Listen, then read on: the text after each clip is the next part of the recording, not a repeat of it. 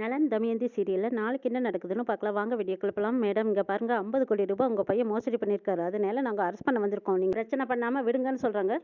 Sir உங்களுக்கு யாரோ தவறான தகவல் கொடுத்துருக்காங்க, நீங்கள் நினைக்கிற மாதிரி இவர் எந்த மோசடியுமே செய்யலைன்னு தமயந்தி கேட்குறாங்க. சார் கம்ப்ளைண்ட் கொடுத்தது யாருன்னு கேட்டால் தேவையில்லாமல் மிரட்டிட்டு இருக்கிறீங்கன்னு நலன் கேட்குறாங்க. டே நலன் கொஞ்சம் பேசாமல் அமைதியாக இருடா.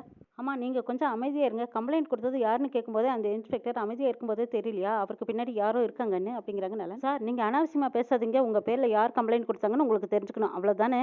50 கோடி ரூபாய் பணத்தையும் வாங்கிட்டு நீங்கள் பிஸ்னஸ் ஆரம்பிக்கலன்னு சொல்லி உங்கள் பேரில் சிவசுப்ரமணியன் தான் கம்ப்ளைண்ட் கொடுத்துருக்கான்னு சொல்கிறாங்க. சார் அவர்கிட்ட நான் 50 கோடி ரூபாயெல்லாம் பேசவே இல்லையே சார், இன்னும் அவர்கிட்ட நான் இதை பற்றி பேசவே இல்லை, இன்னும் ப்ராஜெக்ட் வெறும் வாய் வார்த்தையில் தான் இருக்குது, இன்னுமே நாங்கள் அதை பற்றி ஆரம்பிக்கவே இல்லையே, அப்படி இருக்கும்போது எப்படி என் பேரில் கம்ப்ளைண்ட் கொடுத்தாங்க? அதெல்லாம் எங்களுக்கு தெரியாது, உங்களை கைது பண்ணி கோர்ட்டில் ப்ரொடியூஸ் பண்ணுறதா எங்களோட வேலை, பேசாமல் ஒழுங்காக எங்கள் பின்னாடி வந்துருங்க, இல்லைனா நாங்கள் எழுதிட்டு போக வேண்டியதாக இருக்குங்கிறாங்க இன்ஸ்பெக்டர். சார் இதில் ஏதோ தப்பு நடந்திருக்கு, சிவசுப்ரமணியன் சார்கிட்ட நான் பேசுகிறேன் சார், இவர் அரெஸ்டெல்லாம் பண்ண வேண்டாம்னு கேட்டுக்கிறாங்க தமயந்தி. இங்கே பாருங்கம்மா, ஆளாளுக்கு பேசி என்னை டென்ஷன் பண்ணாதீங்க, நீங்கள் சிவசுப்ரமணியன்கிட்ட பேசுறதுனா பேசிக்கோங்க, நாங்கள் இவங்கள அரெஸ்ட் பண்ணி ஆகணும், அரெஸ்ட் பண்ண விடுங்க. நலனுக்கு கோவம் வந்துடுது. என்ன சார் அரெஸ்ட் ஆச்சுன்னா பூச்சாண்டி கட்டிட்டு இருக்கிறீங்களா, கம்ப்ளைண்ட் தானே கொடுத்துருக்காரு, அதுக்காக அரெஸ்ட் பண்ணணுங்கிறது எந்த ரூல்ஸும் கிடையாது, முதல்ல என்னை அரெஸ்ட் பண்ணுறதுக்கு வாரண்ட் இருக்கா அப்படின்னு கேட்டுட்டு இருக்கும்போது ஏஜிஆர் இருக்குது அப்படின்னு சொல்லிட்டு உள்ள வராங்க. அரசு வாரண்ட்டு இன்ஸ்பெக்டர் இருக்கு, நீ 50 கோடி ரூபாய் மோசம் பண்ணியல அதனோட டாக்குமெண்ட் என்கிட்ட இருக்குங்கிறாங்க ஏஜிஆர். என்னடா நலன் அப்படி பார்க்குற, சிவசுப்ரமணியம் எல்லா டாக்குமெண்ட்டையும் என் பேரில் பவர் ரிஜிஸ்டர்னு சொல்கிறாங்க ஏஜிஆர். உன்னோட அக்கௌண்ட்ஸில் ஏதாவது டவுட் இருந்தால் இதோ இதில் அக்ரிமெண்ட்டில் இருக்குது, அதை நீ டவுட் இருந்தால் பார்த்துக்கோ அப்படின்னு சொல்லிட்டு அவங்க வச்சு இந்த ஃபைலை ஒன்று காட்டுறாங்க. நலன் செக் பண்ணி பார்த்துட்டு அந்த ஃபைலை திருப்பி கொடுக்குறாங்க, சிரிக்கிறாங்க ஏஜிஆர். இந்த பக்கமாக சுப்பிரமணியத்துக்கு ஃபோன் பண்ணி பார்க்குறாங்க, ஃபோன் எடுக்கல. என்ன இன்வெஸ்டருக்கு ஃபோன் பண்ணுவியா, அவர் தான் நேற்று நைட்டு லண்டன் பறந்துட்டாரு, இனிமே இந்த கேஸு உனக்கு எனக்கு மட்டும்தான், இனிமே அவர்கிட்ட பேசி எந்த பிரயோஜனம் இல்லைங்கிறாங்க ஏஜிஆர். சார் என்ன சார் திருட்டு பையனை நிற்க வச்சு பேசிட்டு இருக்கிறீங்க, 50 கோடி ரூபாய் மோசம் பண்ணியிருக்கான், அவனையெல்லாம் சட்டையை பிடிச்சி இழுத்துக்கிட்டு போங்க சார், அவங்ககிட்ட போய் பர்மிஷன் கேட்குறீங்கன்னு சொல்கிறாங்க ஏஜிஆர். தமயந்தி ஓடி போய் ராம் பிரசாத் கிட்ட பேசுகிறாங்க, உங்கள் பிள்ளையை அரெஸ்ட் பண்ணி இழுத்துட்டு போகிறாங்க, நீங்கள் பாட்டுக்கு பேசாமல் அமைதியாக பார்த்துட்டே இருக்கிறீங்களேம்மா, ஏதாவது பேசுங்க வாங்கன்னு கூப்பிட்டு பார்க்குறாங்க. சும்மா பேசுங்கிறீ, எனக்கு பேசுறது, அவங்க தான் வாரண்டோட வந்திருக்காங்கல்ல, இனிமேல் கோர்ட்டில் தான் பேச முடியும், இவங்ககிட்ட எல்லாம் பேசி பிரயோஜனம் இல்லைங்கிறாங்க. குடும்பத்தில் எல்லாருமே வேண்டாம் அரெஸ்ட் பண்ணாதீங்கன்னு கெஞ்சிட்டு இருக்கிறாங்க. நான் ஒரு நிமிஷம் இருங்க, நான் அட்வொகேட் பேசிக்கிறேன் அப்படின்னு நலன் ஃபோன் பண்ணுறாங்க. கரெக்டாக அந்த இன்ஸ்பெக்டர் அந்த ஃபோனை பிடிக்கிறாங்க. உங்கள் வக்கீல்கிட்டலாம் அப்புறம் பேசிக்கலாம், இப்போ பேச வேண்டாம் வாங்க சார் அப்படின்னு இழுத்துட்டு போகிறாங்க. சார் நாங்கள் கூப்பிடும்போதே வந்துட்டீங்கன்னா பிரச்சனை இல்லை, ஆனால் இப்படி நீங்கள் லேட் பண்ணிகிட்டே இருந்தீங்க, இன்னொரு கேஸ் உங்கள் பேரில் எக்ஸ்ட்ரா போட வேண்டியதாக இருக்குங்கிறாங்க. அட என்ன சார் இவங்ககிட்ட எல்லாம் பேசிக்கிட்டு, நீங்கள் கையில் விலங்க மாட்டி இழுத்துக்கிட்டு போங்க சார் அப்படின்னு ஏஜிஆர் சொல்கிறாங்க. அவர் சொன்ன மாதிரியே கையில் விலங்க போட்டு நலன் இழுத்துக்கிட்டு போகிறாங்க. சார் ஒரு நிமிஷம் யோசிச்சு பாருங்க சார், இதில் ஏதோ சூழ்ச்சி இருக்கிற மாதிரி தெரியுது, நீங்கள் ஒரு நிமிஷம் நல்லா அவர்கிட்ட விசாரிச்சு பாருங்க சார் அப்படின்னு கெஞ்சி பார்க்குறாங்க தமயந்தி. ஏமா எப்படி விசாரிக்கணும் என்ன பண்ணுறதுன்னு எனக்கு நீ சொல்லிக் கொடுக்க வேண்டாம், எனக்கு கிளாஸ் எடுக்க வேண்டாம், கொஞ்சம் நவருமா அப்படின்னு சொல்லிட்டு நலன் எழுதிட்டு போகிறாங்க.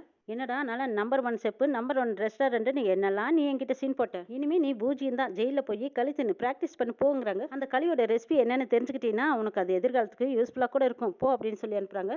நலனை ஜீப்பில் ஏற்றிட்டு போகிறாங்க. தமயந்தி பிரீத்தி அபிராமி எல்லாருமே பின்னாடியே அழுதுகிட்டே ஓடுறாங்க. பிரீத்தி தமயந்தி அபிராமி இவங்க 3 பேரும் நலனை பார்க்குறக்காக அங்கே போலீஸ் ஸ்டேஷன் போயிருக்காங்க. இங்கெல்லாம் வரக்கூடாதுமா போமா, இங்கே வந்தது தெரிஞ்சதுன்னா இன்ஸ்பெக்டர் எங்களை தான் திட்டுவாங்க, போங்க வெளியில் அப்படின்னு சொல்லி அனுப்புறாங்க. கான்ஸ்டபிள் விரட்டுறாங்க. அவங்க ஏதோ ஒரு சூழ்ச்சியால் தான் இவரை உள்ளே கொண்டு வந்து அடிச்சிட்டாங்க, தயவுசெய்து நாங்கள் சொல்கிறத கொஞ்சம் கேளுங்கன்னு கான்ஸ்டபிள் கிட்ட தமயந்தி கெஞ்சுறாங்க. இங்கே பாருங்கம்மா எங்கிட்ட எல்லாம் பேசி ஒரு பிரயோஜனம் இல்லை, இன்ஸ்பெக்டர் வந்ததுக்கப்புறமா நீங்கள் பேசுங்கன்னு சொல்கிறாங்க கான்ஸ்டபிள். இன்ஸ்பெக்டரும் வந்துட்டாங்க. வந்ததுக்கப்புறமா தமயந்தி அபிராமி பிரீத்தி இவங்களும் எல்லாரும் போய் கெஞ்சுறாங்க. இங்கே பாருங்க சார் எங்கிட்ட பேசி எதுவுமே பிரயோஜனம் இல்லை, நீங்கள் உடனே வக்கீலை பார்த்து கூட்டிகிட்டு வாங்க, அவர் மோசடி பண்ணலைன்னா நீங்கள் வக்கீலை வச்சு பேசிக்கோங்க, நான் கோர்ட்டு கூட்டிகிட்டு போகிறதா என்னோட வேலை, இதுக்கு மேலே என்கிட்ட பேசாதீங்க அப்படின்னு இன்ஸ்பெக்டரும் சொல்லிடுறாங்க. இதுக்கப்புறமா அங்கேருந்து யாருமே பேச முடியல, வெளியில் போங்கன்னு விரட்டுறாங்க. வெளியில் வந்ததுக்கப்புறமா யோசிக்கிறாங்க யாரை வச்சு பேசலான்னு. இந்த பக்கமாக ராம் பிரசாத் தான் சொல்கிறாங்க, எல்லாமே உன்னால தான், முதல்ல நீ எப்போ அந்த மெஸ்ஸுக்கு போராட்டம் பண்ணியோ அன்னையிலேருந்து இப்படியா தான் எங்கள் குடும்பம் சீரழிஞ்சு கிடக்குது, உன்னால் வந்தது தான் இன்னைக்கு எந்த அளவுக்கு கொண்டு வந்து விட்டுருக்கு பாரு அப்படின்னு சொல்கிறாங்க. எங்க அதெல்லாம் இப்போ பேசுறதுக்கு நேரமா, எப்படியாவது வக்கீலை பார்த்து நல்ல வெளியில் கொண்டு வாங்க அப்படிங்கிறாங்க. இங்கே பாரு நீ பெத்த பையனா இந்த அளவுக்கு கொண்டு வந்து நிறுத்திருப்பியா, அப்போ யாரோ பெத்த பையன் தானே, அதனால தான் இவளுக்கு நீ வக்காலத்து வாங்கி இந்த அளவுக்கு நிலைமை மோசமாக இருக்குது அப்படின்னு ராம் பிரசாத் பேசுகிறாங்க. பிரீத்தி சொல்கிறாங்க, என்னப்பா இது எந்த நேரத்தில் எதை பேசுன்னு தெரியாதா, அம்மாவை பார்த்து இப்படியெல்லாம் ஒரு வார்த்தை சொல்கிறீங்களாங்கிறாங்க. கையை வாங்குறாங்க அடிக்கிறதுக்கு. என்ன குரல் வசதி பேசினா எல்லாம் சரியாக போயிடுமா, பேசாமல் எல்லாரும் வீட்டுக்கு போங்க, நான் வக்கீலை பார்த்து பேசி நலனை கூட்டிகிட்டு வரேங்கிறாங்க. சே இவர் என்ன இப்படி பேசுகிறாரு, அத்தை நீங்கள் 2 பேரும் வீட்டுக்கு போங்க, நான் இங்கேருந்து பார்த்துக்கிறேங்கிறாங்க தமயந்தி. இல்லை தமயந்தி நாங்கள் மட்டும் வீட்டுக்கு போய் என்ன பண்ண போகிறோம், நீயும் வா அப்படிங்கிறாங்க. இல்லத்தை அப்படின்னு சொல்லிட்டு தமயந்தி ஒரு கோயிலுக்கு போயிருக்காங்க. அங்கே பிள்ளையார் கோயிலில் சாமி கும்பிட்டுட்டு இருக்கிறாங்க. அங்கே ஒரு பாட்டி வராங்க. புருஷன் புருஷனை போலீஸ் பிடிச்சிட்டு போயிட்டு தான் சொன்னாங்க. இது சக்தியான சாமி. உன் புருஷன் பேர்ல எந்த தப்பும் இல்லைன்னா நிச்சயமா வீடு திரும்பி வருவான் போ அப்படிங்கிறாங்க. தமயந்தி இது போதும் எனக்கு இதே போதும் அப்படின்னு சொல்லிட்டு தமயந்தி ஒரு முடிவோட வெளியில வராங்க. தமயந்தி சாமி கும்பிட்டுட்டு இருக்கிறத ஏஜிஆர் பார்த்துடுறாங்க. ஓஹோ உன் புருஷனை காப்பாத்துறதுக்கு நீ சாமி கும்பிடுறியா? உன் சாமி என்ன சாட்சிக்கு வருமா? என்னைய மெஸ் எழுதி கொடுக்குறேன்னு சொல்லி என் முகத்துல கரிய பூசினவு தானே நீ?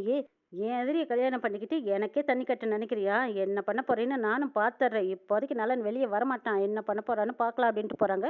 ஏஜிஆர் நலனை பார்க்க போலீஸ் ஸ்டேஷன் போயிருக்காங்க. என்னடா நலன் இப்போ கொண்டு வந்து உள்ள வச்சுட்டேனா? நீ நடு தெருவுக்கு வந்துட்டியா அப்படின்னு சவால் விட்டு பேசிட்டு இருக்காங்க. தமயந்தி இந்த சிக்கலையெல்லாம் உடைச்சு எப்படி தான் நலனை வெளியில கூட்டிட்டு வர போறாங்க அப்படிங்கிறதையும் நாம் நாளை எபிசோட்ல பார்க்கலாம்.